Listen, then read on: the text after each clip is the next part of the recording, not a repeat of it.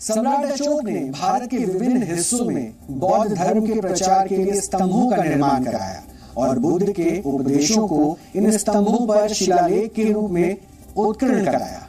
और अशोक स्तंभ भी इन्हीं में से एक है, जिसका निर्माण 250 ईसा पूर्व सम्राट अशोक की राजधानी सारनाथ में हुआ था। जैसे कि आप देख सकते हैं कि इस स्तंभ के शीर्ष पर 4 शेर बैठे हैं और सभी की पीठ एक दूसरे से लगी हुई है। ये भारत का राष्ट्रीय प्रतीक चिन्ह है, जिसे 26 जनवरी 1950 को अपनाया गया था, जब देश का संविधान लागू हुआ था। अशोक स्तंभ अब देश के नए संसद भवन और भारत के लोकतंत्र की खूबसूरती का भी प्रतीक चिन्ह बन जाएगा।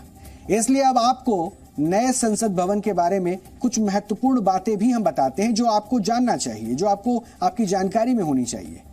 सरकार ने नवंबर 2022 तक नए संसद भवन के निर्माण का लक्ष्य रखा है और उम्मीद है कि 2022 में संसद के शीतकालीन सत्र की कार्रवाई नए संसद भवन में ही होगी और नया संसद भवन त्रिभुज यानी कि ट्रायंगल के आकार का होगा, जो 64,500 वर्ग मीटर इलाके में फैला होगा, जबकि मौजूदा संसद भवन गोलाकार है, जो 47,500 वर्ग मीटर इलाके में फैला है।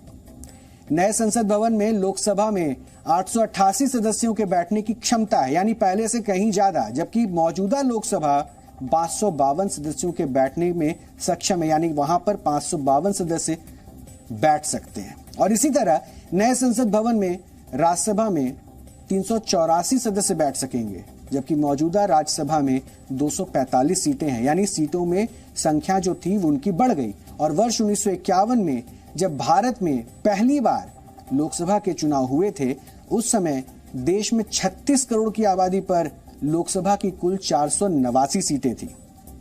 इस हिसाब से एक सांसद औसतन 7.5 लाख लोगों का प्रतिनिधित्व